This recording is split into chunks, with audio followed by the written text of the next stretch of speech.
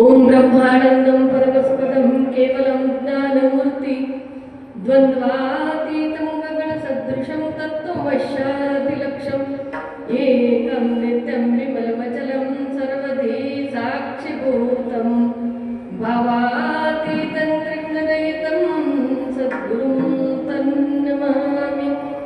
अज्ञानतिमिरान्धस्य ज्ञानाञ्जनशलाकया चक्षुर्मीलितं येन तस्मै श्रीगुरुवे नमः। अनादि शाश्वतं शान्तं व्योमातीतं निरञ्जनं नादबिन्दुकलातीतं तस्मै श्रीगुरुवे नमः। तस्मै श्रीगुरुवे नमः। तस्मै श्रीगुरुवे नमः। ब्रह्मांडाचा नायक शिवप्रभू, जगदादी जगद्गुरु, बसवादी संत, बसवादी शरण, मन्मथादी संत यांच्या चरणी कोटी कोटी प्रणिपात करू। या भारत भूमीवर अनेक संतांनी उपकार या मानवावर केलेले आहे। आपण पाहायला नंतर कळतं पाठीमागचा 100 वर्षाचा इतिहास, 100 वर्षांची जी क्रांती ज्या गुरुमौलींनी केलेली आहे, या मानवाच्या देहाची नाडी आणि मानवाच्या मनाची नाडी ओळखून ज्या गुरुमौलींनी या समाजावर अधिराज्य केलेलं आहे। फक्त राज्य केलं नाही, तर या समाजातील प्रत्येक घटक हा त्यांनी संस्कारित केलेला आहे। संस्कार देऊन भक्तीचा संस्कार असेल, ऐहिक सुख असेल, पारलौकिक सुख असेल, आमच्या संसारातल्या सुख दुःखाच्या गोष्टी सुद्धा आम्ही त्या आपांच्या सोबत शेअर केलेल्या आहे। आपण म्हणत असतो एकमेकाला सांगितल्याशिवाय आपलं मन मोकळं होत नाही, पण तिथे एक शक्ती होती की त्या शक्तीच्या योगानं आम्ही त्या एखादं गुरुत्व आकर्षण शक्ती जसं आम्ही वर टेकलेली वस्तू एखादी खाली येत असते, त्याच पद्धतीनं राष्ट्रसंतांकडे आपलं मन आपोआप आकर्षित होतो।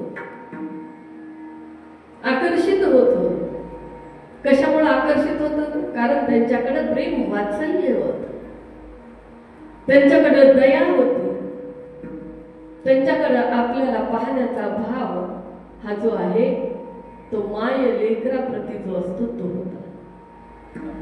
आमच्या जीवनाचं कल्याण, आमच्या जीवनाला मार्गदर्शन करणारे आमचे राष्ट्रसंत, ज्यांनी ग्रंथ राज परम रहस्य हा ग्रंथ, जे रहस्य मन्मथ मौलींनी 400 वर्षापूर्वी 16व्या शतकामध्ये जे लिहून ठेवलं, ते रहस्य तुमच्या आमच्यापर्यंत पोहोचवण्याचं काम मौलींनी लावलेली वेली, मन्मथ मौलींनी या ग्रंथरूपी लावलेली वेली जी होती ती आकाशाला घडवण्याचं काम आमच्या राष्ट्रसंतांनी केलं।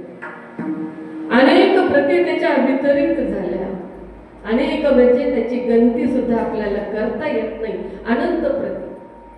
आज प्रत्येकाच्या घरामध्ये मन्मथ मौलीचं स्थान ज्या गुरुमौलींनी आम्हाला बसवून दिलेलं आहे।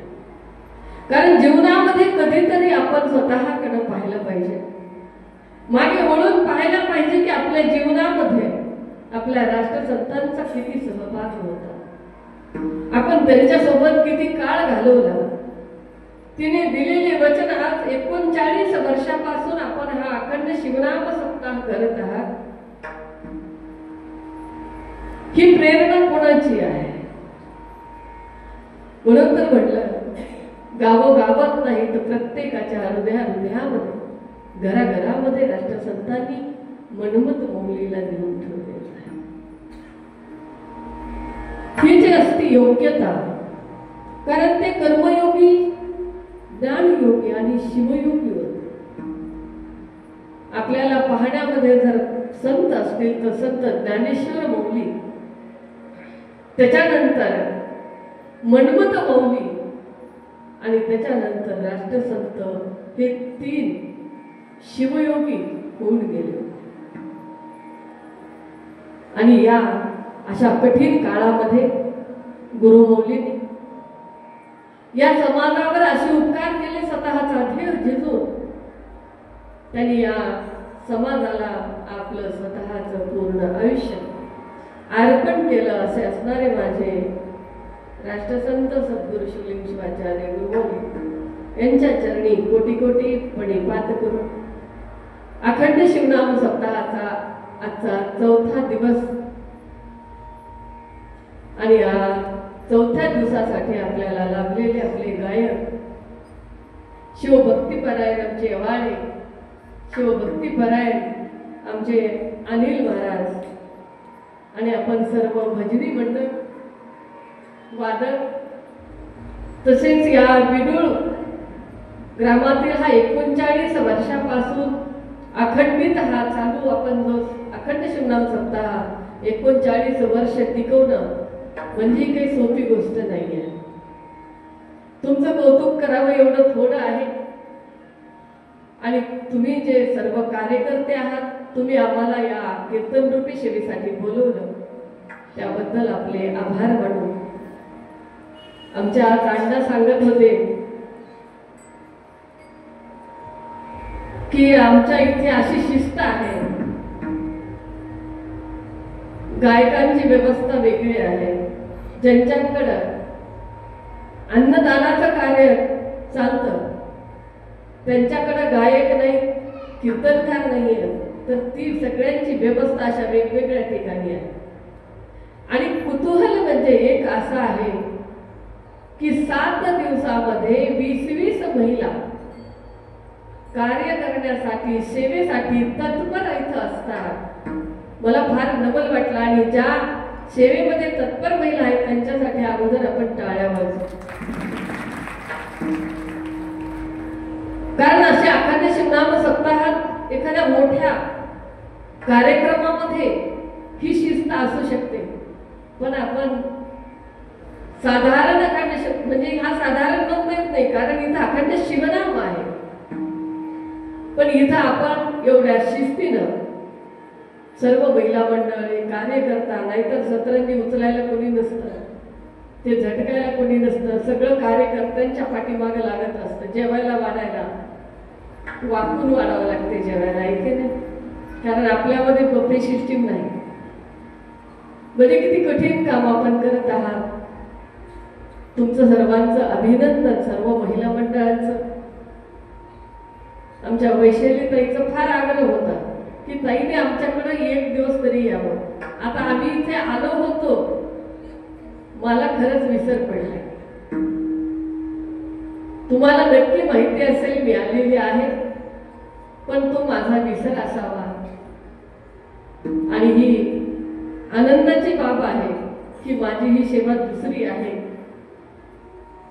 तुमच्या सर्वांचे आभार मानून आपण या कीर्तनरूपी सेवेला सुरुवात करत आहोत. शिवा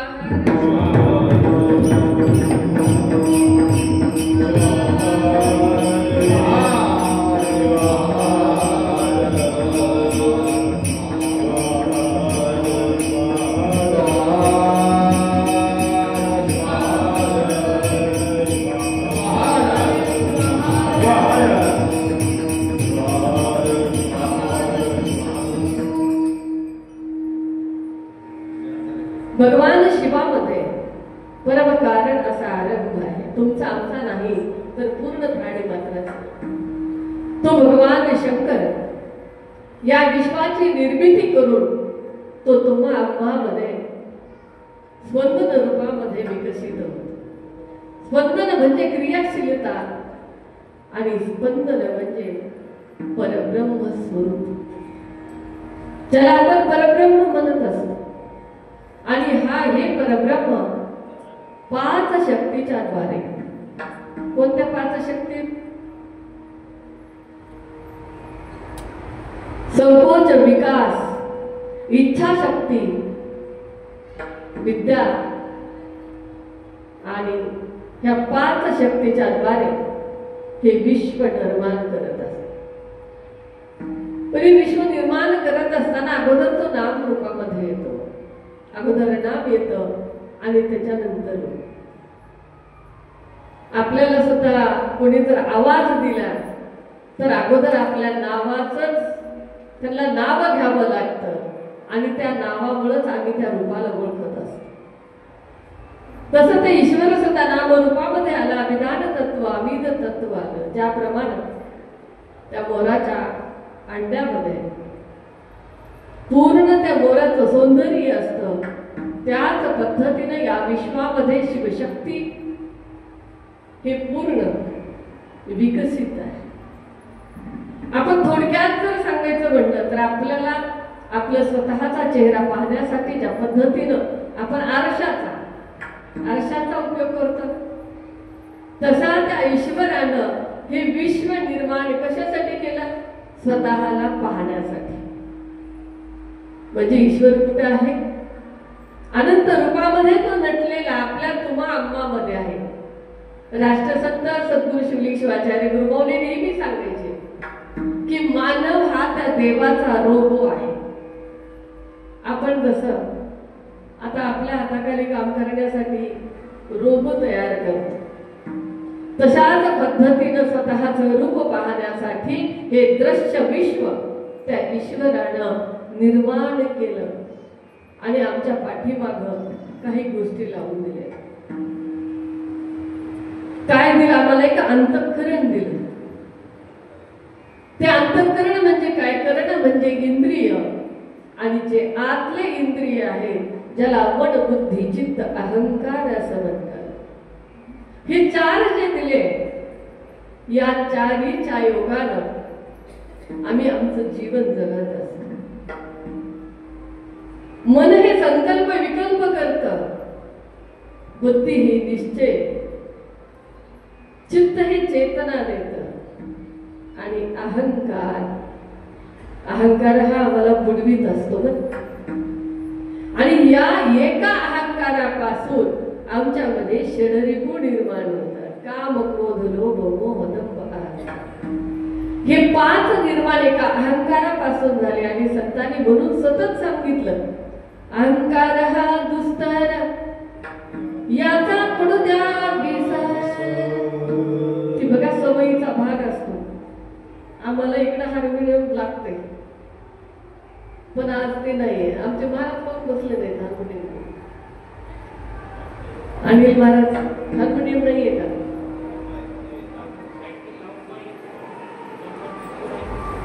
कारण स्वर लागण्यासाठी ते लागतं, सवयी लागलेल्या आहेत. आणि सवयीमुळं तर अशा पद्धतीनं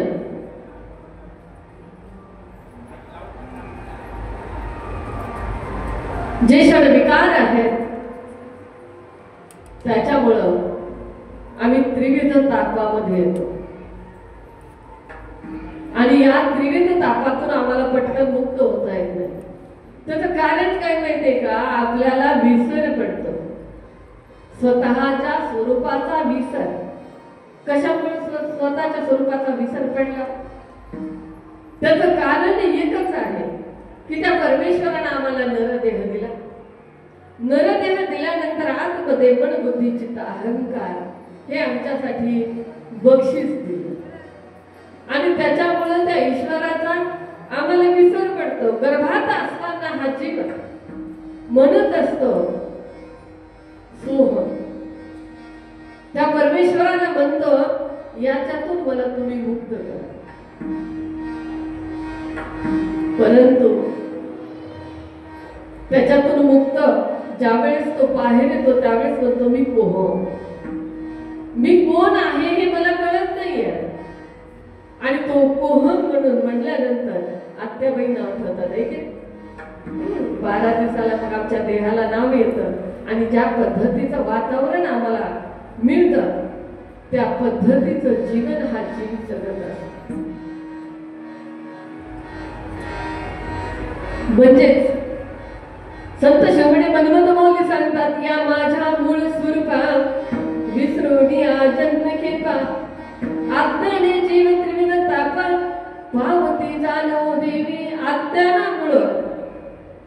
परमेश्वराचा विसर पडला. आणि मग त्या स्वरूपाला पुन्हा पाहण्यासाठी आमच्या महादेव प्रभूचा अभंग फार सुंदर 4 चरणाचा अभंग. महादेव प्रभू हे संत होते, अंतचक्षु अंतप्रज्ञ अंतःकरणाचा साक्षात्कार असणारे असे संत, ज्यांनी अद्वैतावर अभंग लिहिलेले, ज्यांचे मित्र समर्थ रामदास होते. आणि अशा या महान संतानं हा अभंग दोन्ही डोळ्यांनी आंधळे असताना लिहिलेला आहे.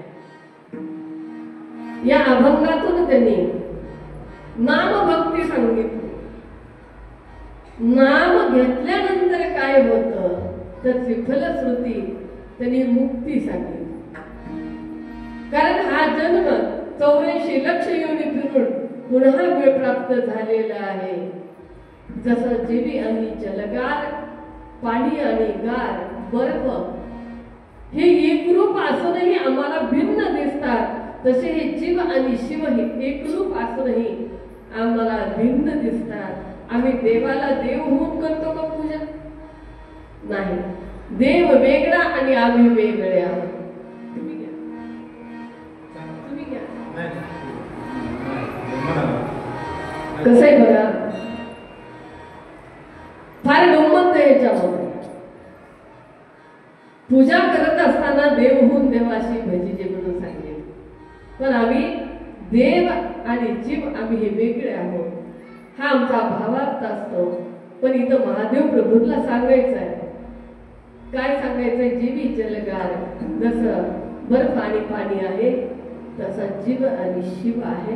पहिल्या चरणामध्ये महादेव प्रभू सांगतात, सुदे भोनी गोड नाम हे शिवाचे, सुदे भोनी गोड नाम हे शिवाचे, सुदे भोनी गोड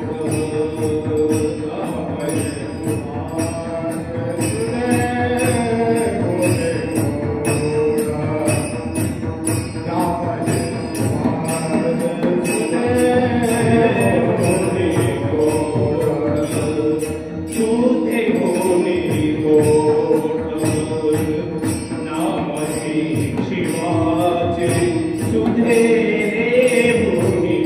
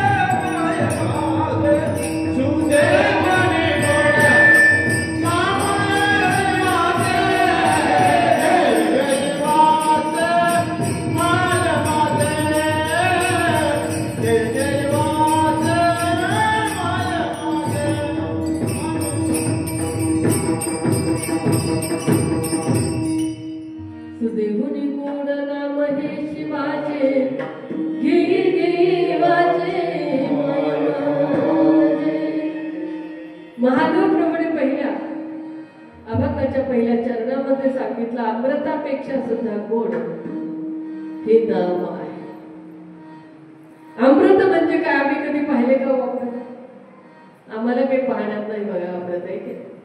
कुणी म्हणते अमृत चंद्रावर आहे, कुणी म्हणते स्वर्गात आहे, कुणी म्हणते गाईच्या दुधात तुपात दह्यात आहे, नाही का? कुणी म्हणते त्या शेष नागाकडे अमृत आहे. स्वर्गात जर अमृत असतं, स्वर्गातलं अमृत हे कुठं होतं? समुद्रात मंथन केल्यानंतर निघालं. भगवान विष्णूनं त्याचं रक्षण करण्यासाठी मोहिनीचं रूप घेऊन ते सगळ्या देवाला दिलं. पण देवाच्या सुद्धा आयुष्याची कालगणना केलेली आहे. इंद्र असेल, कोणतेही देव असतील, त्यांना पुन्हा जन्म घ्यावा लागतो. त्यांच्या आयुष्याची कालगणना आहे. मग कालगणना ते जर त्यांचं आयुष्य जर संपत असेल तर मग ते अमृत खरं आहे का? स्वर्गीचे अमृत पिके नामा पुढे, विश्वनाथ जोडे नाम स्मरिता. आणि म्हणूनच सांगितलं महादेव प्रभूंनी की म्हणले स्वर्गातलं सुद्धा अमृत त्या नामापुढे ठीक आहे. मग बोले शेष नागाकडे अमृत आहे, शेष नागाकडे अमृत आहे. आम्हाला जर नागनाथ चावले, किती दिवस आयुष्य असते आपलं? किती दिवस जगतो? 5 मिनिटाचा सुद्धा वेळ लागत नाही. मग नागनाथाकडे अमृत आहे का? मग म्हणले चंद्राकडे अमृत आहे. चंद्राकडे कोणतं अमृत आहे? ज्या दिवशी चांदणं असतं, ज्या दिवशी पौर्णिमा असते आणि आपल्याला जर ताप आलेला असेल तर आपण त्या चंद्राच्या प्रकाशात बसल्यानंतर आमचं तापाचं निवारण होतं. पण चंद्राच्या तर कला बदलत राहतात. आमोशा आल्यानंतर तो चंद्र पूर्ण झाकला जातो, झाकला जातो. मग त्याच्याकडे अमृत आहे का? गाईच्या दुधामध्ये अमृत आहे. दूध, तूप, शेण सगळंच म्हणजे त्यांचं गोमूत्र, हे जे 5 आहेत ते सगळे उपयोगाचे आहेत आपल्या. त्याला अमृत कशामुळे म्हटलं तर आमच्या जीवनासाठी, आमच्या आरोग्यासाठी ते चांगलं आहे म्हणून आपण त्याला अमृत म्हटलं. पण गाईचं दूध पिल्यानंतर माणूस मरतो का राहतो? मरतो, बरोबर. मग अमृत कुठे आहे? अमृत कुठे? तुझे वचनी अमृता, तुझे वचनी अमृता, तुझे वचनी अमृता, तुझे वचनी अमृता,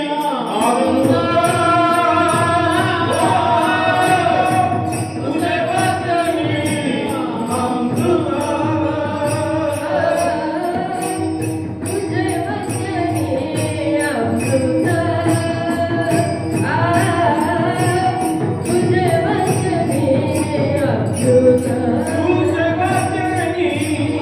अमृता.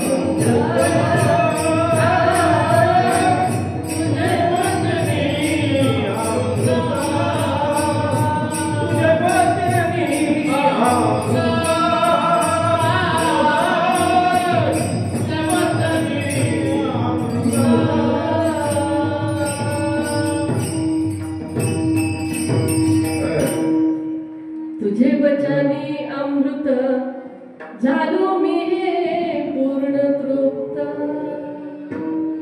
कुठं अमृत आहे तर त्या सद्गुरुनाथाच्या वचनामध्ये अमृत आहे ना. त्यांचं वचन म्हणजे काय? त्यांचं वचन म्हणजे त्यांचं नाम. महादेव प्रभूला तेच सांगायचंय की ते सद्गुरुनाथानं वेदगर्भ असा आम्ही सद्गुरुनाथाला शरण जाऊन वेदगर्भ असा त्यांच्याकडून मंत्र घेतल्यानंतर त्याचा उच्चार नाम आणि मंत्र हा वेगळा आहे बरं. मंत्र हा आम्हाला आसनावर म्हणावं लागतं आणि नाम आम्हाला दीक्षेच्या वेळेस दिलं जातं. कोणतं नाम देते? शिवाय नमः हे नाम आहे. आणि हे सतत त्याचं स्मरण आम्ही केलं पाहिजे त्या नामाचं, नाही का? आणि म्हणूनच सांगतात तुझे वचनी अमृत झालो मी हे पूर्ण तृप्त. कशामुळे? त्या नामामुळं. तसं महादेव प्रभूने सुद्धा आम्हाला सांगितलं सुदेहुनी गुण नाम हे शिवाचे घे वाचे माय माझे. भगवान शिवाचं नाव. आता भगवान शिव म्हणजे कोण? ते शिव कोण आहे? तर सांगितलं जन म्हणती ब्रह्मजाला तोची शिव एक ठेला. काय सांगितलं? ज्याला हे जग ब्रह्म म्हणतं तो शिव आहे.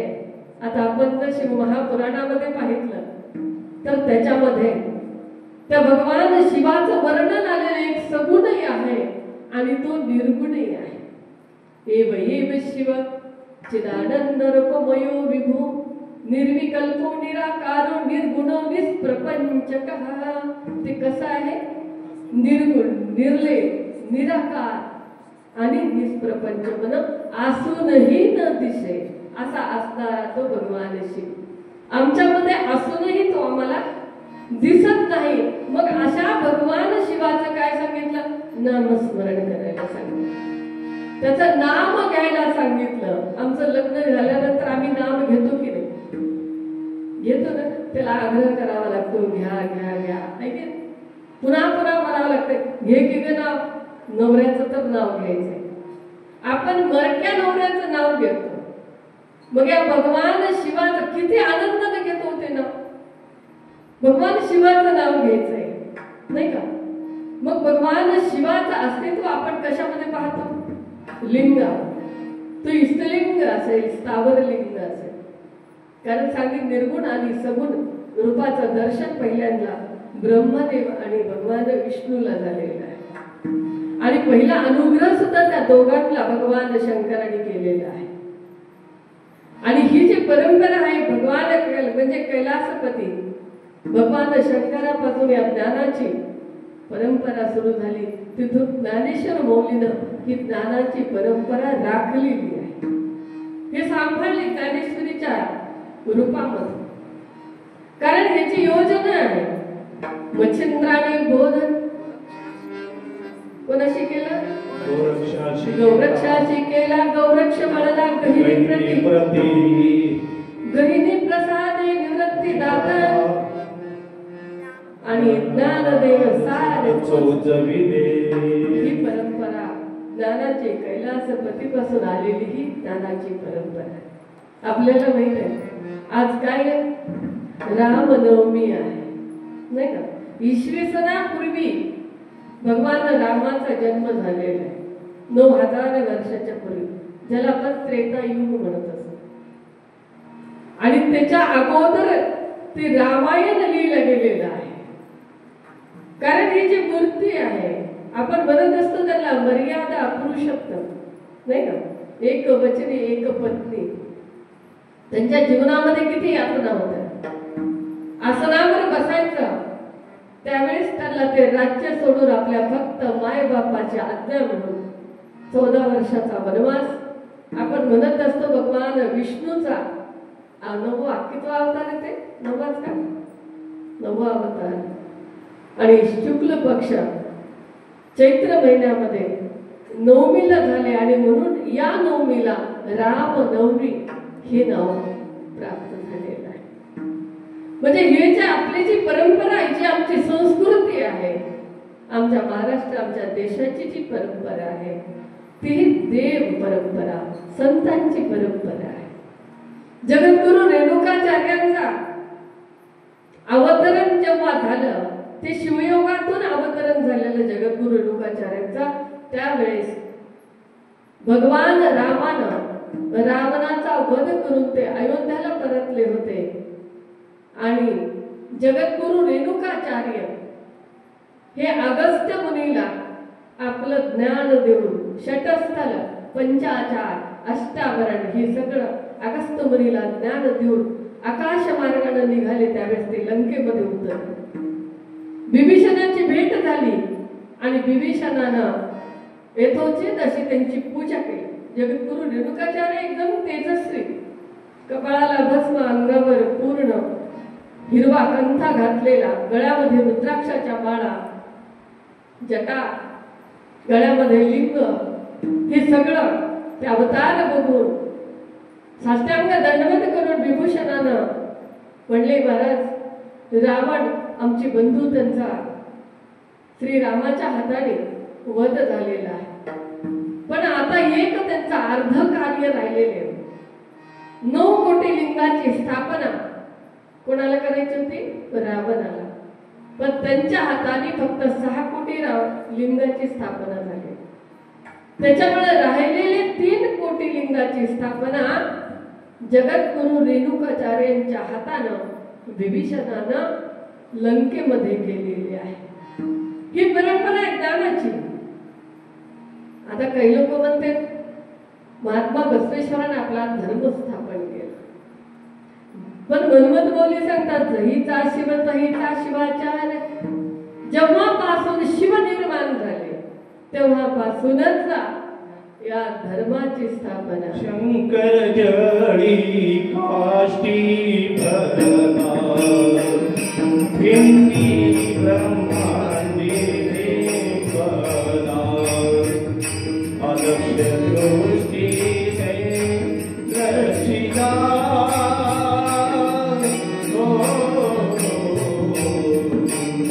शंकर जी शंकर जी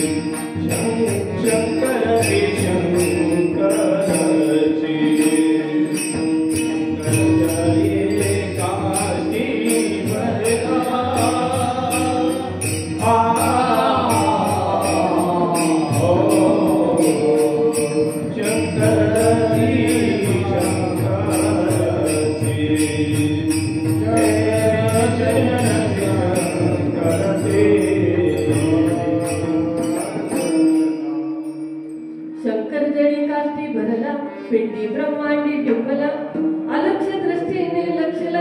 शंकरची शंकर शंकर सर्वत्र आहे. शिव संस्कृती जी आहे हा शिवाचार आहे, तो शिवानं निर्माण केलेला शिवाचार आहे.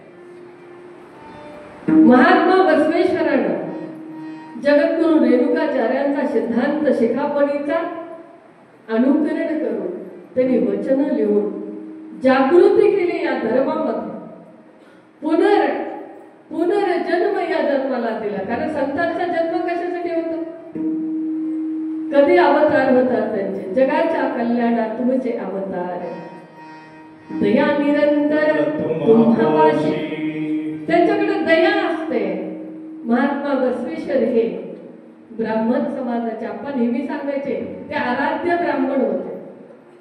त्यांच्याकडे लिंग आणि जानव दोन्हीही घातल्या जायचे. चुनचुनीत असणारे महात्मा बसवेश्वर त्यांच्या, कारण ते संत होते. त्यांनी पाहिलं बाबा अनेक देवांची पूजा करतात, ते पटत नव्हतं.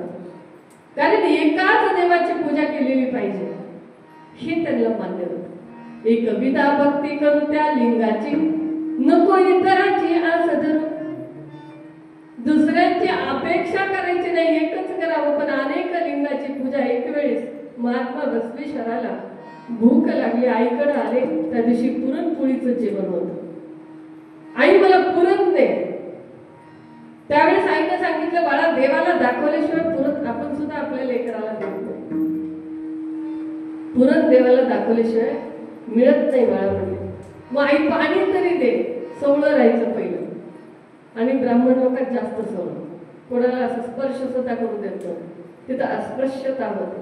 महार मांग ह्या जातीला सुद्धा लांब ठेवल्या जायचं. त्यांची सावली सुद्धा अंगावर घ्यायची नाही. त्यांचा स्पर्श झाल्यानंतर डोक्यावरून स्नान करायचं. हे महात्मा बसवेश्वराला काहीही आवडत नव्हतं. एकता, समता, बंधुता ही जो भाव होता हे महात्मा बसवेश्वराच्या अंगवळणी होता. हे संत जे असतात ना, ज्ञानासहित जन्म त्यांचा होतो. ज्ञानासहित ते जन्मलेले महात्मा बसवेश्वर गेले. आईनं पाणी दिलं नाही, राग आला होता. बाबाची पूजा संपत नाही, अनेक प्रकारच्या आरत्या चालू आहेत. महात्मा बसवेश्वरांनी खड्डे करायला सुरुवात केली.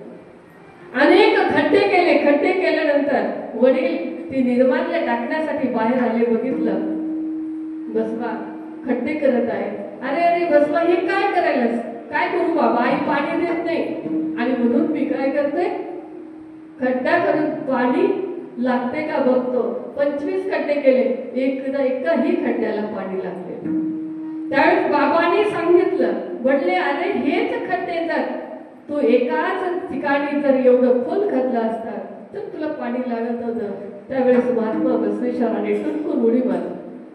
उडी मारून आपल्या बाबाच्या समोर आले आणि बाबाला म्हणले, हेच तर मला तुम्हाला सांगायचं की एकाच देवाची भक्ती करा. आणि ते बालमन, त्या बालमनामध्ये महात्मा बसवेश्वराचा आपण का सांगतोय आज लिंगाचं महात्म्य, ज्या सद्गुरुनाथांनी आमच्या हातावर 8व्या वर्षी लिंग दिला, त्या लिंगाला सोडून आम्ही रोज आमच्या लिंगाची पूजा न करता देवळात येऊन आम्ही महादेवाची पूजा करतो. कारण आपल्याकडे हवा निर्माण झाली की महादेवाकडं साधन नाही, त्या महादेवाला साधन करायचं आणि प्रपंचाला साध्य केलं पाहिजे. बरोबर आहे का नाही? पण इथं आम्हाला या अभंगातून आमच्या महादेव प्रभूने साधन नाम हे सांगितलं. साधन काय सांगितलं? नाम सांगितलं. आम्ही उलट केलं. साध्याला साधन आणि साधनाला साध्य केलं.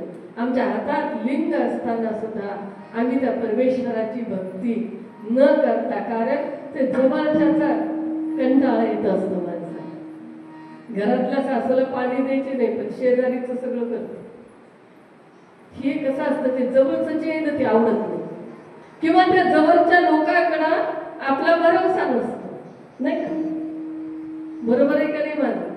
ज्यांच्या गळ्यामध्ये लिंग आहे त्यांना बाहेर जाऊन कुठलीही पूजा करायची गरज नाही. तुम्ही नमस्कार करू शकता पण पूजा करायची फक्त आपल्या इष्टलिंगाला. आमचे मिश्राजी भक्ती एवढी वाढवली त्यांनी, महादेवाचे मंदिर बंद असलेले सुद्धा चालू केलेले आहे. त्यांचे उपकार त्याच्यावर. पण त्यांनी आमच्या धर्माला काय म्हणले? वीरशैव धर्म लिंगायत धर्माला माझा साष्टांग नमस्कार. जे स्वतःच्या गळ्यामध्ये त्या भगवान शंकराला घेऊन फिरतात, हे त्यांचे वाक्य आपल्याला त्यांनी साष्टांग नमस्कार केला आणि आपण बाहेर फिरतो. आपली दृष्टी बाहेर जाते. आमच्या लिंगावर आमचा विश्वास पाहिजे की नाही? मग लिंग पूजेला बसल्यानंतर तुम्ही एवढं सुंदर ते चौरंग मांडा, त्याला केळीचे खांब लावा, अगदी वैभवानं त्या लिंगाची पूजा करा. पशुपती व्रत तुम्ही इष्टलिंगाला करा. एक दिवा तोच तुम्ही दारात लावा. बघा तर काय होते. कारण आपल्या अंतःकरण होतल्याशिवाय हा महादेव मी पावत नाही. आता एखादी बाई म्हणते इतके दिवस झालं पाणी घालायला, ते मिश्राजी किती दिवस झाले, आता 10 वर्ष झालं ते शिवमहापुरात सांगायला. तेव्हापासून आम्ही ऐकतोय. रामायण किती वर्षापासून आम्ही ऐकतो पण त्याचं आचरण आम्ही करत नाही, त्या संस्कृतीला आम्ही जपत नाही. पण याने 10 वर्षापासून तुम्हाला सांगायला की पूजा कशाची करा, तेव्हापासून आम्ही करायलो. पण एकही कार्य एखाद्याचं होत असेल कारण त्याला अंतःकरण ज्याने ओतलं त्याचं कार्य सफल होतं. तुम्हाला तुमच्या आपल्या लिंगावर सुद्धा काय पाहिजे? भक्ती पाहिजे. आपण फार सुंदर सांगावं. आधी भौतिक, आधी दैविक आणि आध्यात्मिक तत्व जे 3 आहेत, हे जे ताप आहेत, हे ताप आमच्या मागे लागलेले. कशामुळे लागले? आमच्या कर्मामुळे. आधी भौतिकामध्ये शेजारी आहेत, घरातले लोक आहेत, भांडण करणारे आहेत, आम्हाला त्रास देणारे लोक आहेत, राजा आहे, अग्नी आहे, हे सगळे उंदीर आहे. हे अधिभौतिक ताप आणि अधिभौतिक ताप कमी होण्यासाठी आम्हाला आमच्या गळ्यामध्ये इष्टलिंग दिला, नाही का? इष्टलिंग दिला आणि आदिदैविक पूजा आहे. आपण म्हणत असतो शनी लागला पाठीमाग, कशामुळे लागते शनी? आपल्या कर्मामुळे, नाही का? ठीक आहे, रिकाम आहे का देव तुमच्या मागं पूजा लागायला? आपले कर्म आपल्या पाठीमागे.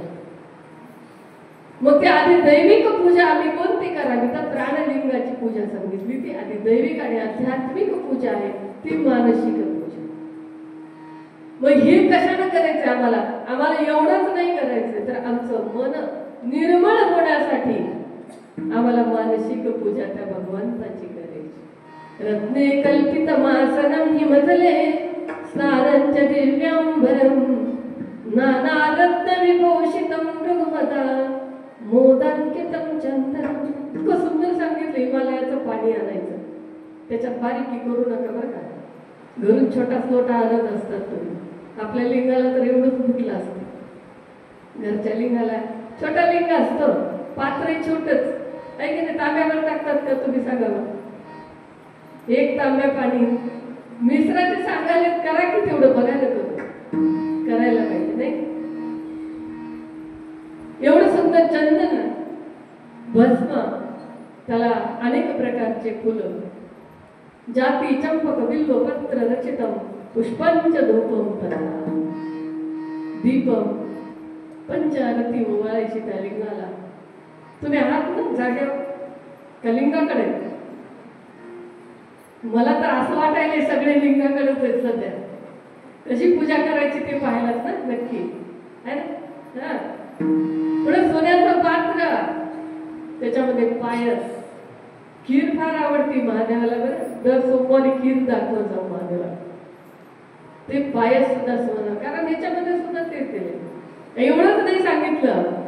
आत्मातून गिरिजामती सहचरा प्राण शरीरम ग्रहम पूजा ते विषय भोग रचना निद्रा समाधी स्थिती. काय सांगितलं? आत्मा काय आहे? शिव पार्वती. आमच्या हृदयामध्ये ते शिव पार्वती आहेत. आता इकडं आलं बरं का ते. आमचं चालणं, आमचं फिरणं म्हणजे त्या ईश्वराची प्रदक्षिणा आहे आणि आमची झोप म्हणजे तो योग आहे. यद्यत कर्म करून तत्त दखिलम शंभो करायला.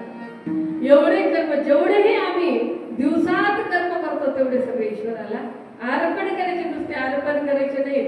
आमच्या महादेव प्रभूने सांगितलेलं त्याचं नामस्मरण करत नाही. त्याचं नाव घेतल्याशिवाय कुठलीच पूजा आम्हाला पावन होत नाही. म्हणून त्याच्या नामस्मरणासहित घे वाचे माय माझे वाणीनं त्या परमेश्वराचं नामस्मरण करायला महादेव प्रभूने आम्हाला सांगितले. वाणी म्हणजे वाचा आहे की नाही? वाचा कशी पाहिजे? माणसाची गोड पाहिजे आहे की नाही? वाणीचे किती उपयोग येतो? एक रस विषय आहे आणि दुसरा शब्द विषय, म्हणजे तोंडातून आपल्या वैखरी आहे आपली, त्याच्यातून वाचेमधून निघत असते. वाचेची फार गंमत आहे बरं का. तुम्हाला एक गंमत सांगताय. संतांची जी वाणी असते ना, त्या संतांना सगळीकडे तो देव दिसत असतो. आमच्या आता महाराजांनी प्रमाण घेतलं होतं जडी काष्टी म्हणाला, तो सगळीकडे भरलेला आहे, नाही का? मग अशी संतांची दृष्टी असते की जो भाजीपाल्यामध्ये सुद्धा पाहिला जाते की नाही त्या ईश्वराला. आणि एखाद्याची वाणी एवढी गोड असते की त्या वाणीमध्ये सुद्धा इतकं की असं ते वाईट शब्दच तोंडातून काढत नाही. ती सुद्धा देववाणी असते. एक दिवस रवींद्रनाथ टागोर त्यांच्या माळावरच्या एका झोपडीमध्ये बसले, लिखाण करत होते. लिखाण करता करता बाहेरून एक आवाज आला. त्या आवाजामध्ये रवींद्रनाथ टागोरला असा आवाज आला, मंजूळ असा आवाज, चल ना घराणी, घरी नाही काय यायचं, बुगड्यावर किती बागडायचं. म्हणल्यानंतर कुतूहल वाटलं, आमचं नाही का ऐकायचं, चल घराणी. पुन्हा पुन्हा उठले, खिडकीपाशी आले, बघितलं. आधी वाटलं होतं की एखादी छोटी मुलगी असेल, बाप म्हणत असेल, किंवा पत्नी असेल, पती म्हणत असेल, असं म्हणून कुतूहलानं बाहेर बघितलं तर एका म्हशीला एक गुराखी, चल ना गराणी, चल ना गराणी, ती चरत होती. म्हैस एकदा चरू लागल्यावरती पटकन वरी तोंड बी करत नाही जनावर. रवींद्रनाथ टागोरला हसू आलं. त्याने म्हणले आम्ही आमच्या घरच्या राणीला म्हैस म्हणतो आणि हा म्हशीला राणी म्हणतो. शिवाहार शिवाहार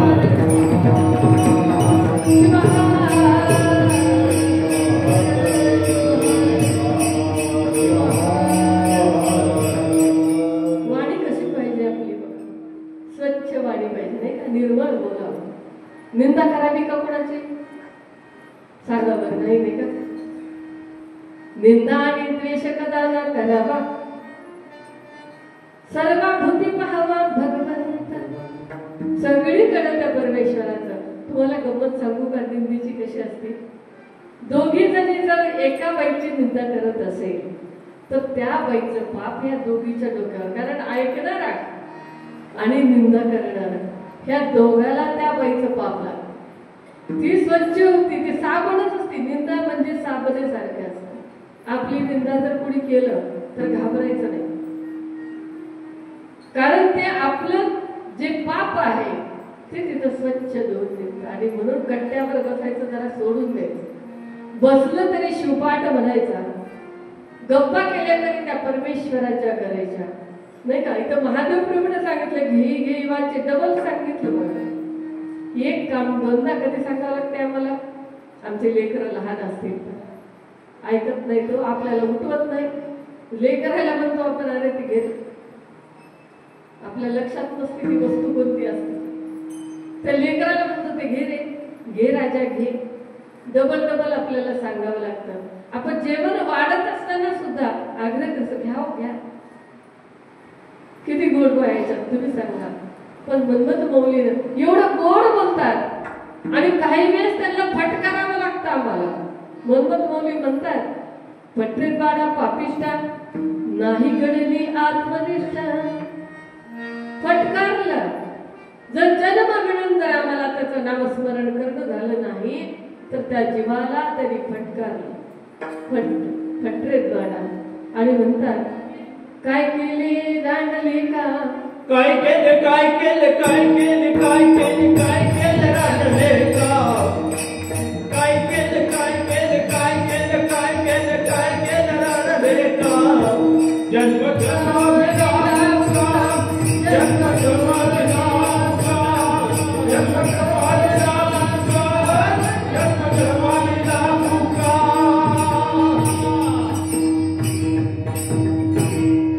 काय केले रांडले का जन्म गमविला तुका. कोणतं साधन साधलं. माड्या बांधल्या शीत घेतले. ते येणार आहे गावसोबत आपल्या नाही. म्हणून तर महादेव प्रभूने सांगितलं त्या ईश्वराचं नामस्मरण केल्यानंतर काय होतं. दुसरे चरण सांगतात मुक्तीचे माहेरा.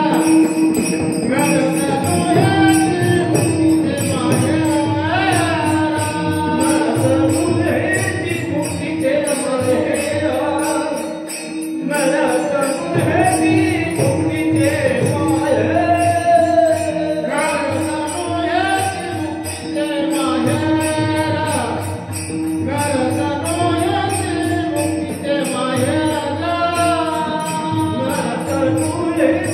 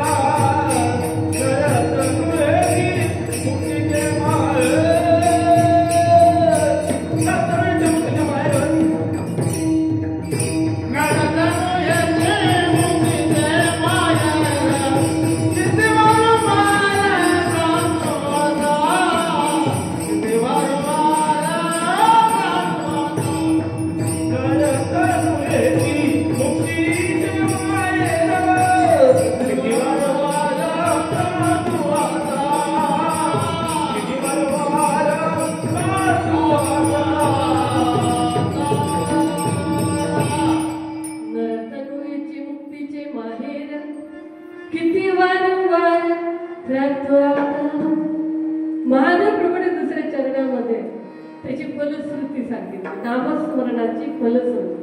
सुदास मौलीने तर 29 अभंगातून नामाची फलश्रुती सांगितलेली आहे.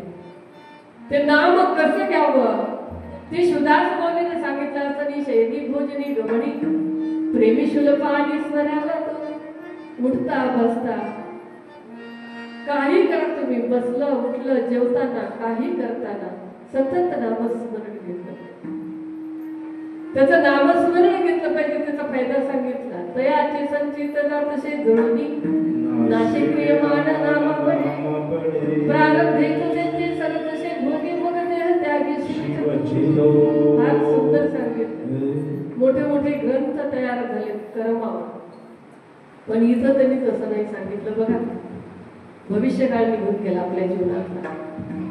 भविष्य नाही, भूतकाळ. भूतकाळ आमच्या जीवनातला निघून गेला, त्याचा विचार करायला काही फायदा आहे का आपला? काही फायदा राहिला नाही. आणि भविष्य आम्हाला माहिती नाही, पुढचं एका क्षणाचा या जीवाचा भरवसा नाही. मग आमच्या हातात काय? फक्त वर्तमान क्रिय. क्रियमान म्हणजे बीज पेरणं. बीज पेरणं, त्याच्यानंतर संचित हे झाड आणि प्रारब्ध हे फळ. फार सोपं आहे, हे तीन आहे. मग आम्ही क्रियमानामध्ये ते बीज जर पेरलं तर त्याचं संचित म्हणजे बीज पेरणं म्हणजे त्याचं नामस्मरण जर केलं तर संचित राहणार नाही आणि प्रारब्ध आहे. कारण असा नरतनु, नरतनु म्हणजे स्त्री किंवा पुरुष सांगितले त्याच्यात नाही, स्त्री किंवा पुरुष नाही, तर हा नरदेह, हा नरतनु. आपण एवढे प्रपंचामध्ये गुंग झालेले आहोत. आपल्याला आपण म्हणतो संसार. संसार म्हणजे काय आहे? जन्म आणि मरण, नाही का? पण प्रपंच म्हणजे जन्म मिळाल्यानंतर जे आम्ही आयुष्य जगत असतो तो प्रपंच असतो. आम्ही विचार करत असतो. बघा, थोडं वय जास्त झालं, लेकरू लग्नाला आलं, मोठा मुलगा, त्या आईला वाटत असतं बाबा याचं लग्न कधी होईल, बाई कधी घरात येईल. पुन्हा ते घरी आली की पुन्हा वाटते बाई वाटी वाटी संसार जमा केला, हिच्या हातात द्यावा. मग माणसाचं मन फार विचित्र आहे, हे लवकर देऊ शकत नाही. अहो, हा प्रपंच आमच्या गळ्यापर्यंत येतो. तुम्हाला एक उदाहरण सांगते, गळ्यापर्यंत कसा प्रपंच येत असतो. दोघं नवरा बायको होते, लेकर शिकायला बाहेर गेलेले आणि आता पाडवा झालाय नाही का, काल परत पुरणपोळी केलेली. पुरणपोळी केल्यानंतर दुसरी दिवशी पुरण थोडं शिल्लक होतं. नवऱ्याला फार आवडायचं ते पुरण. ते नवरा काय म्हणला, त्याला त्याची कडबू करा म्हणला. तुमच्याकडे कडबू करतात का? कडबू म्हणजे कानवले. तुम्ही कानवले म्हणता ना? काही लोक कानवले म्हणतात, आम्ही कडबू म्हणतो. बहुतेक ही कन्नडमध्ये कडबू म्हणतात. आणि कडबू करायचे तर ते कडबू केले. 3 कडबू झाले. जेवायला बसले 2. 3 कडबू, कोणी 2 खाऊन कोणी 1 खाऊन. बायको म्हणली मी तयार केले, मेहनत केली, पुरण केलं, सगळं केलं, मी 2 खाणार आहे, तुम्ही 1च खा. सांगितल्यानंतर नवऱ्यानं सांगितलं नाही नाही म्हणले, मी 2 खाणार. दोघांची भांडणं सुरू झाली. भांडणाला काय वेळ लागत नाही. भांडणं सुरू झाल्यानंतर बरं नवरा समजदार होता, त्यानं काय म्हणलं, असं करू म्हणलं, आपण मौन धरू. मौन धरल्यानंतर जे आधी बोलल त्यानं 1 खायचा, जे नंतर बोलल त्यानं 2 खायचे. आता दोघंही एकावर एक चढ. असं म्हटल्यानंतर रात्र झाली, जेवत नाही, काहीच नाही. दोघांचं बोललं बी नाही, आराम झोपले.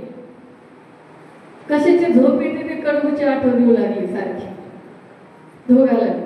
पहाटे पहाटे डोळा लागला, अशी झोप लागली गाढ. सकाळची झोप.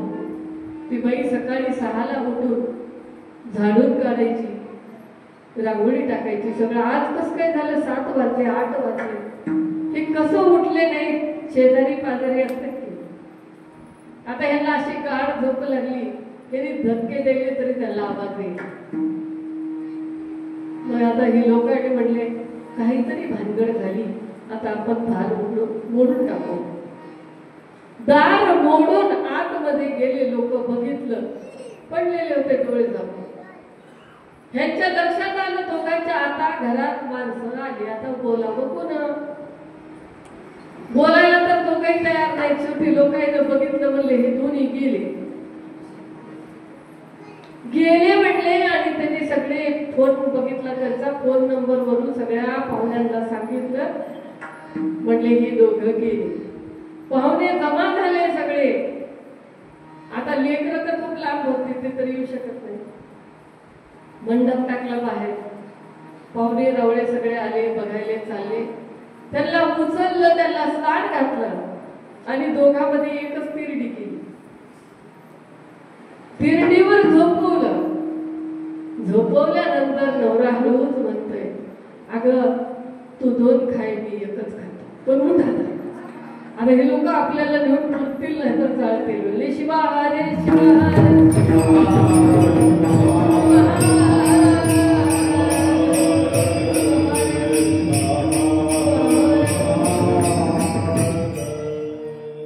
कुठपर्यंत आलं? आयुष्य संपण्याची वेळ आली तरी सुद्धा तिरडीवर जाऊस तर प्रपंच सुटत नाही.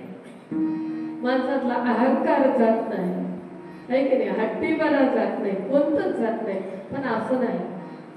महादेव प्रभूने आम्हाला समजून सांगितलंय, नरतनुहीची मुक्तीचे माहेर मुक्ती. काय त्या मुक्तीचं माहेर आहे? नामस्मरण घेतलं. कारण मुक्ती म्हणजे काय आहे? आता इथं काल आजच तुमच्याकडे मुक्ती होती का? नुकती खाल्ली की मुक्ती मिळते इथं, आहे की नाही? तो प्रसाद आहे. ती सांगणं नाही बरं का मी, नुकती सांगणं नाही, मुक्ती. मुक्ती म्हणजे मोकळं होणं संसारातून, संसाराच्या विचारातून आम्हाला मुक्त व्हायचं. पण त्या मुक्तीला असं वाटतं की हे शरीर जे आहे हे काय आहे? मुक्तीचं माहेर. नरतनु हेची मुक्तीचे माहेर. कारण या देहाशिवाय मुक्ती प्राप्त होत. आता माहेर तर आपल्याला सगळ्याला माहितच आहे की नाही? किती आवडते तुम्ही सांगा? अरे बापरे, ते म्हणतात ना लोक, ते कुत्र जरी त्या माहेर चाललं तरी त्याची आवड वाटते. कारण ते आमचे 20 वर्ष 18 वर्ष, पण पहिले तर लोक 10 वर्षाला लग्न करून पाठवलं. 10 वर्षाच्या लेकराचं लग्न करायचं, ते जात नाही म्हटलं तर त्याला बळच बैलगाडीमध्ये टाकून पाठवून द्यावं, अशी अवस्था होती. पण आज काही तेवढी गरज राहिली नाही. आज आमचं लग्न वेळेवर होते. नाहीतर आता आजकाल तर असं झालंय, आमच्या संस्काराच्या अभावामुळे आमचे लेकरं पळून जाऊन लग्न करायचे. ही फार बिकट अवस्था आहे आत्ताची. आत्ताच सांभाळावं लागेल. मानसिकता आमच्यामध्ये जी निर्माण झाल्या, त्या मानसिकता फार विचित्र आहेत. पहिले लोक काय होते, आपल्या म्हणजे आता एखादा गरीब असेल तर तो गरीबच बघून आपली मुलगी द्यायचा. श्रीमंताकडे मुलगी देत नव्हता, कारण हुंडा द्यायला पैसे नव्हते. पण आजच्या अशा अवस्था आहे, स्वयंपाक करणारी बाई सुद्धा म्हणते, माझ्या लेकीला असं घर मोठं बघून द्यायचंय की तिला शेती पाहिजे, नोकरी त्या पोराची पुण्याला पाहिजे आणि मायबाप जवळ नको. ही आजची कंडिशन आमची प्रत्येक आईची मानसिकता ही आहे. व ही मानसिकता आईनं बदलायची. ही मानसिकता तुमची आमची आहे, ही दुसरी कोणी नाही आहे, आपणच. ही मानसिकता बदलली पाहिजे. माहेर म्हणजे काय असतं? तिथं स्वच्छंद, तिथं काही काळजीच नसते आपल्याला, नाही का? आम्ही लहानपणी ते भुलाबाई मांडायच्या, त्याच्यामध्ये काही गाणी असायची. म्हणजे माहेराची गोड जी आहे ती लेक माहेरून जात असताना किती वेळेस ते मायबाप दिसेपर्यंत पाठीमागं बघत राहते, बघती गेले. आणि घरातून निघालेली सून, तिच्याकडे काय बघायचं, ती रोजच राहायचंय त्या सासूबाईकडे. त्या मुलाबाईमध्ये गाणे होते त्या माहेराविषयी. असं माहेर गोडबाई खेळाया धाडीत, असं सासर दोडबाई कोणूनी मारीत. काय होते की नाही असे गाणे आम्ही म्हणायचे. म्हणजे माहेरी असताना त्या लेकीला कसलीच काळजी राहायची नाही. कुणी खेळू नको म्हणायचं नाही, बाहेर जाऊ नको म्हणायचं नाही, जेवू नको म्हणायचं नाही, काही नाही, झोपू नको म्हणायचं नाही. आणि सासरी आल्यावर त्याच्या विरोधात असतो. सासरी आल्यावर पदर घेतला पाहिजे. माहेरात पदर घ्यावा लागतो का? घ्यावं लागत नाही. पदर घेतला पाहिजे. कोणाला हिलाच बोलली, त्यालाच बोलली, स्वयंपाक चांगला झाला नाही, पसाराच आवरीत नाही, पसाराच टाकते. अरे बापरे, एवढ्या शिकायची असतात. तसा भक्ती आणि मुक्तीमध्ये फरक आहे. भक्तीमध्ये आनंद नाही माणसाला खरं तर, कारण ते देवाची ओढ आहे. पण एकदा मुक्ती मिळाल्यानंतर तिथं स्वच्छ असतं, तिथं काय काळजी. मग आपल्याला काय पाहिजे? माझ्या प्रभूला मुक्ती पाहिजे. मुक्ती 4 प्रकारच्या आहेत. 4 प्रकारच्या कोणत्या मुक्ती येतात? सलोखता, समीपता, स्वरूपता, सायुज्यता आणि आमच्या मनमत मौलीनं सांगितले निर्गुण सायुज्यता. सलोखा म्हणजे ओळख होणं देवाची. आम्हाला 18व्या वर्षीच आमच्या गुरुनं आमच्या लिंगाची ओळख करून दिली. हा तुमचा देव, याची पूजा नित्य करा. स्नान केल्याबरोबर अगोदर पूजा, अगोदर चहा नाही. आता आम्हाला आमच्या ताईने फार कौतुक केले तुमचं सगळ्यांचं. प्रत्येकाच्या घरामध्ये शिवपाठ होतो आणि खरंच एवढा आनंद वाटतोय मला की तुमच्याशी माझा संवाद आणि मला इथे यायला मिळालं, तुमचं सर्वांचं दर्शन झालं. त्याने म्हणले आमच्या इथे सगळे प्रत्येक घरामध्ये शिवपाठ असतो आणि प्रत्येक स्त्री स्नान केल्याशिवाय स्वयंपाक करत नाही. कारण मनमत मौलीनं सुद्धा सांगितले स्त्रिया सुचिरभूता असाव्या, सदा भवी स्पर्श करू नये कदा, संसार ये आपण तरी आचार सोडू नये, आचार धर्माचे ठाई राव रक्त सारखाची पाय. स्नान केल्या विना स्वयंपाक करी अनाचार पातक. त्याला पातक सांगितलं, साराच्या आधीच स्वयंपाक केला. आणि आम्ही जर आचाराप्रमाणे वागलं तर आमचे मौली सांगतात इंद्र संपत्ती हाता. इंद्रासारखी संपत्ती आमच्याकडे. आचार विचार आमचे हे एका रेषेमध्ये आले पाहिजे, नाही का? नाही तर एक बोलायचं, एक चालायचं, एक वागायचं, हे असं नको. म्हणून आचार विचाराचा सुद्धा हा आमचा धर्म फार सूक्ष्म धर्म आहे. मुक्ती प्राप्त करायची सलोखता, समीपता, त्या देवावर आमचं प्रेम होतं बघा.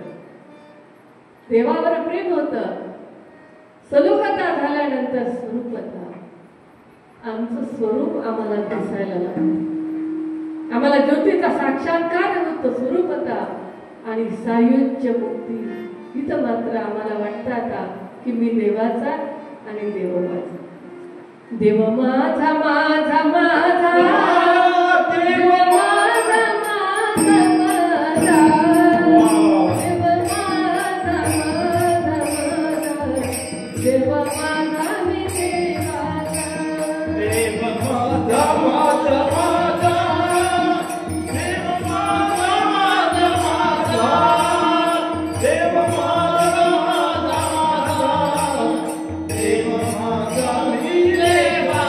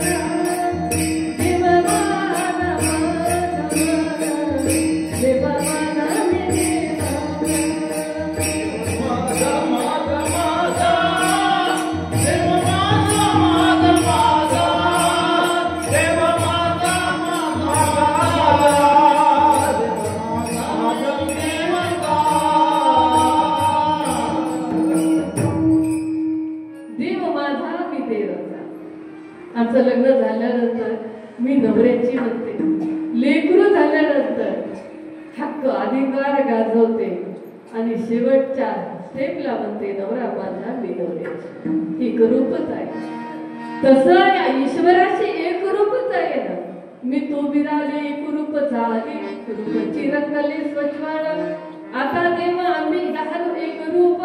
द्वैताचा संकल्प हरकला. इथं द्वैतच शिल्लक राहत नाही आणि अशा पद्धतीचं जीवन जगतो. आणि म्हणून आम्हाला आता भजन घ्यायचे खूप वेळ झाला. शंकर जय जय शंकर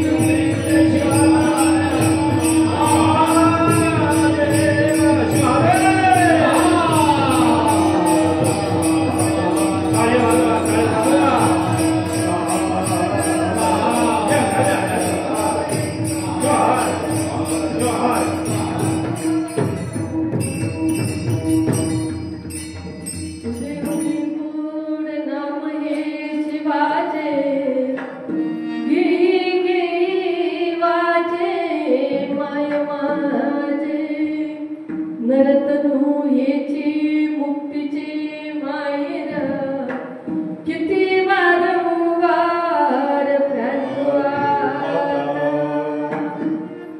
लक्ष 84 शोधिता लक्ष 84 शोधिता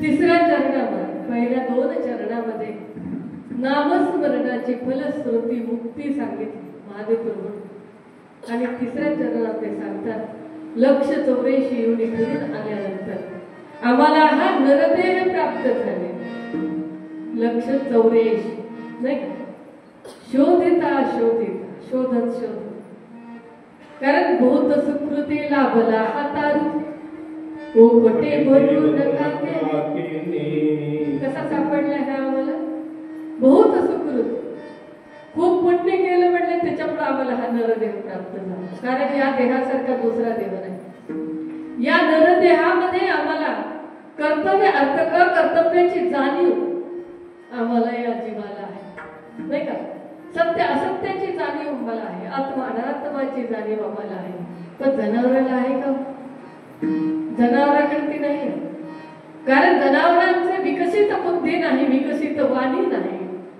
त्यांच्याकडे काय आहे? आम्ही चारा टाकला तर खायचं, पाणी दिलं तर प्यायचं. हे सगळे आमच्या हाताखाली राबणारे, गाय असेल, म्हैस असेल, घोडा असेल, पुत्र असेल, किंवा मानवी प्राणी एवढा हुशार आहे. पण गंमत अशी आहे की हा एवढा बुद्धिमान प्राणी आहे, याच्यासारखा दुसरा बुद्धिमान प्राणीच आहे. म्हणून हा व्यसन करतो. तुम्ही बघा, वाघाला जर गवत देऊन बघितलं तर ते गवत खाते का? वाघ गवत खाणार नाही, मांस खाणार. आणि गायला जर मांस दिलं तर ती खाणार नाही. काय खाते? गवतच. आणि माणूस जे खाऊ नये ते खातो, पिऊ नये ते पितो, करू नये ते करतो. आणि म्हणून या मानवाला शिकवावं लागतं. जनावरांना काही शिकवावं लागत नाही. त्यांचे जे कर्म असतात त्या कर्माप्रमाणे त्यांना जन्म मिळतो. तेवढंच कार्य त्या, कारण या मानवापासूनच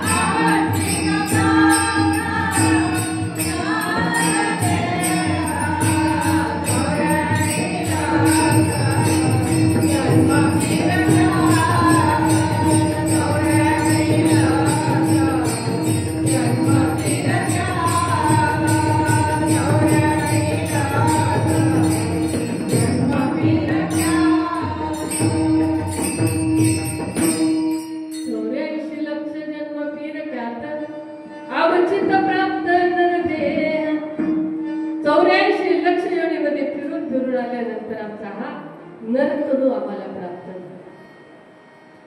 महामानव प्राणी एवढा बुद्धिमान आहे आणि म्हणून याला आम्हाला संस्कार लावावे लागतात. कारण याला संस्कार पटकन लागते, दुसरे बाहेरचे संस्कार लावणे. म्हणून आम्हाला याला चांगलं शिकवावं लागतं, सांगावं लागतं. जनावराला सांगायची गरज पडत नाही.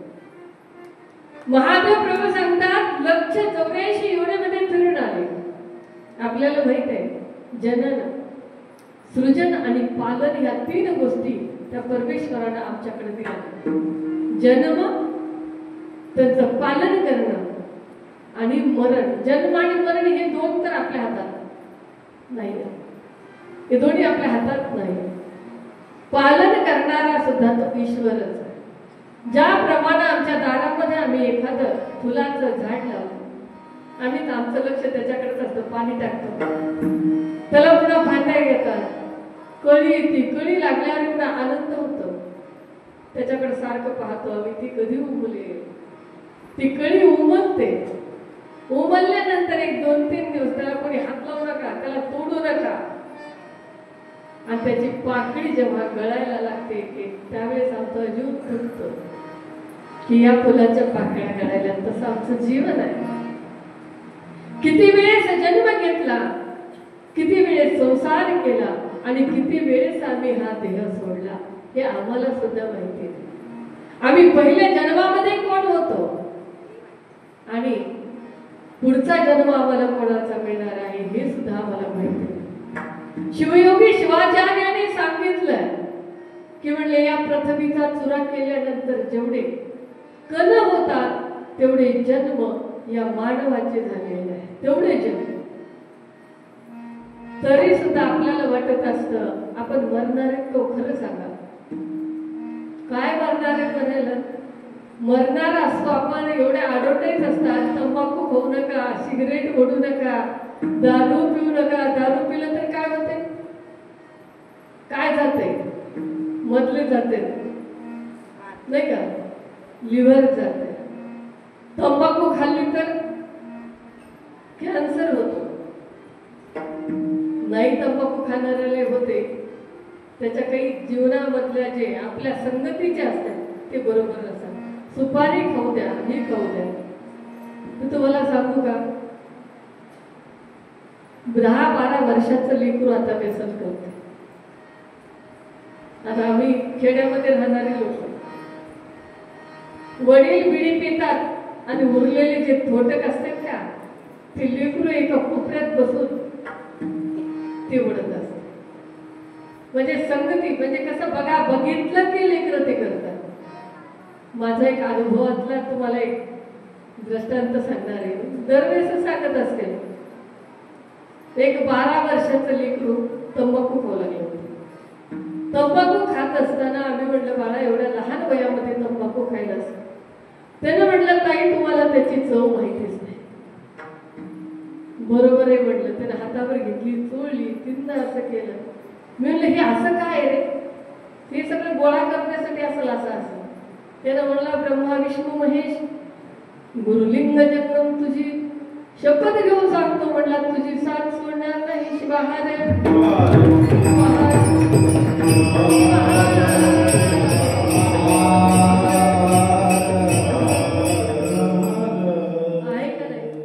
व्यसनामध्ये आमचे लेकरं चालले.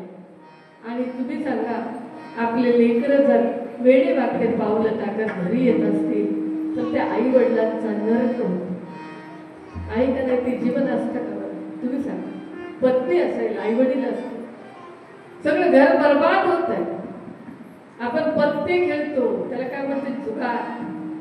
त्याच्यामुळे सध्या सगळं गरबार, सगळं मोकळं होऊन जातं. त्या घरामध्ये पैसा राहत नाही, कोणी त्या घराला विचारत नाही, कोणी मान देत नाही. तरी लोक व्यसन का करतात मला काही कळत नाही. दारू पिऊन रोडवर लोळतात लोक. आमच्या तर एका घरापाशी एक पडलं होतं.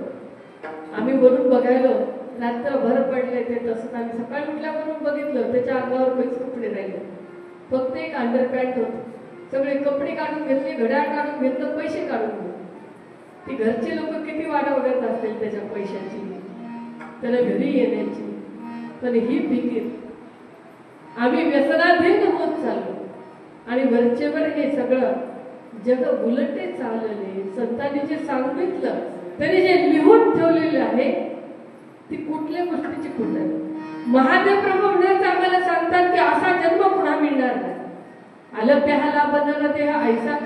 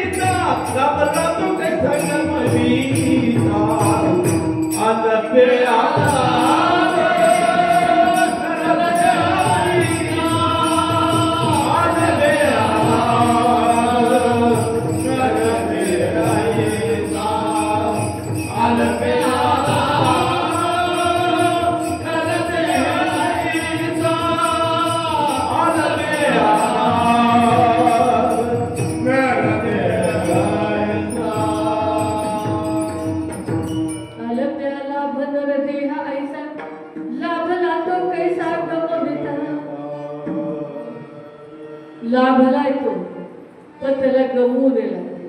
कारण सुकृते मिळाला सोनी याचा गोळा, बळेची आंधळा झाला तेथे. हे सोन्याचा गोळा मिळालाय, हे सोनं पडलंय याला. आणि म्हणून संत शिरोमणी मनमत मौली सांगतात, जन्मालिया तू करिबा सहित द्वारा पुत्र वित्त एका. काय सांगतात? स्वतःच हित करावं म्हणतात. आम्ही संसाराचं हित करतो, पण स्वतःच हित करत नाही. स्वतःच्या स्वरूपाची प्राप्ती करून घेण्यासाठी त्या परमेश्वराचं नामस्मरण केलं पाहिजे. कारण हा कसा आहे, आमचा नरदेह आम्हाला लाभ रूपामध्ये मिळाले.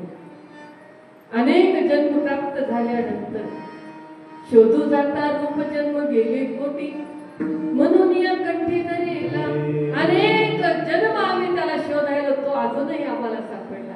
आमचे वयाचे 80 झाले, 70 झाले, 60 झाले, 50 झाले, याच्यापेक्षा सुद्धा जास्त झाले, तरीही आम्हाला तो अजून सापडला नाही, दिसला नाही. आम्ही त्याच्या मागावर आहोत.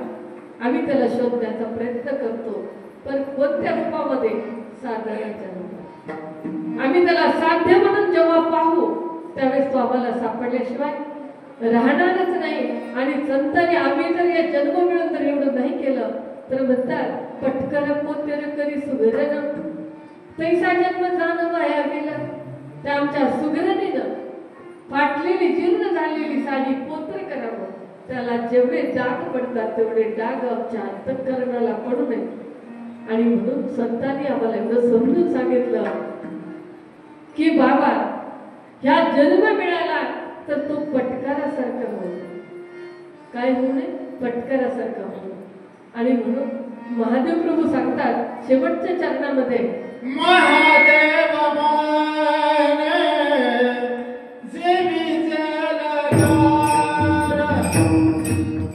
महादेव माने जेवी जलगार, महादेव माने जेवी जलगार, महादेव माने जेवी जलगार, महादेव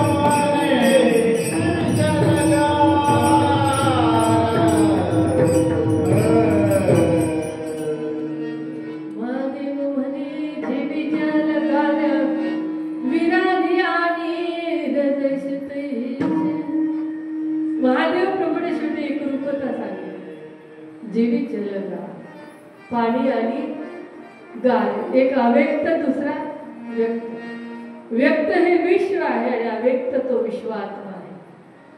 म्हणजे दोन्ही एकरूप असूनही आम्हाला दोन वाटतात, ते एकरूप आहे जे तत्व काल आज होतं, आज आहे आणि उद्या राहणार आहे। ज्ञानेश्वर माऊलीच्या भाषेमध्ये सांगायचं म्हटलं तर मूलायाग्राय मध्याय मध्य मूलाग्र मूर्तये क्षीराग्र मूल मध्याय नमः पूर्णाय शंभवे। ज्ञानेश्वर माऊलीने सांगितलं म्हणजे जे काल होतं जे ते आजही आहे आणि आज आहे ते उद्याही राहणार आहे। जे अखंडित असणारं जे तत्व आहे ते तत्व हे एकरूप, जसं फुल फुलाचा सुगंध एकरूप आहे, साखर आणि साखरेची गुण वेगळी करू शकतो का आपण? तसं आम्हाला दिसणारं पाणी हे पाणी अव्यक्त आणि गार ही व्यक्त, तसं आमचा आम्ही आणि आमचं आत्मा, आमचं शरीर जरी पडलं आमचा आत्मा आपण म्हणत असतो निघून गेला, निघून जरी गेला तरी ते तत्व आहे। काय रे नैनं छिदन्ति शस्त्राणि नैवंधति पावकः, तो अग्नीने जाळला जात नाही, पाण्याने बुडवल्या जात नाही आणि तलवारीनं मारल्या जात नाही। असं जे अखंडित राहणारं तत्व आहे त्या तत्वाशी एक रूप होण्यासाठी महादेव प्रभूंनी नामस्मरणच सांगितलं। कारण कोण्याही साधने नातुडे हा देव धरुनिया भाव जपणा, दुसऱ्या कोणत्याच साधनेला हा देव सापडत नाही आणि म्हणून भावयुक्त अंतःकरणानं त्याचं नामस्मरण करावं। सुंदर अशी साथ मला गायकाने दिली बजरी मंडळ तुम्ही सुद्धा आमचे 10-15 मिनिट पुढे गेलेले आहेत, तरी आपण शांततेनं ही कीर्तनरूपी सेवा ऐकली. आम्हाला खरं तर कार्यकर्त्यांची नावं वगैरे माहिती नाही आहेत. कार्यकर्त्यांनी आम्हाला या कीर्तनरूपी सेवेसाठी बोलवलं, त्याबद्दल त्यांचे आभार मानतो. हा ग्रंथ आपण सर्वांनी ओळखता. राष्ट्रसंत सद्गुरू शिवलिंग शिवाचार्य गुरुमौली यांच्या जन्मापासून समाधीपर्यंत पूर्ण त्यांचं चरित्र 400 पानाचा ग्रंथ आहे हा, आणि याची किंमत आहे 300 रुपये. हा आमचा धंदा नाही आहे, पण आपांचं चरित्र, आपांचं कार्य याचा प्रचार व्हावा आणि प्रत्येकाच्या घरात जसं बरबरस्य आहे तसा हा ग्रंथ जावा म्हणून आम्ही संस्कृती प्रकाशनाचं म्हणजे आपांच्या मठातला हा ग्रंथ आम्ही तुमच्यापर्यंत फक्त पोहोचवती करण्यासाठी सोबत आणलेला आहे. ज्यांना घ्यायचा असेल त्यांनी घेऊ शकता. आणि गुरुमौलींचा हा वाकप्रसाद आम्ही तुमच्यापर्यंत पोहोचवण्याचा प्रयत्न केलेला आहे. केलेली सेवा गुरुमौलींच्या आणि तुम्हा सर्व भक्तांच्या चरणी समर्पित करून सेवेला विरा. गुरुराज माऊली गुरुराज जय गुरुराज माऊली गुरुराज जय गुरुराज माऊली गुरुराज जय गुरुराज माऊली जय गुरुराज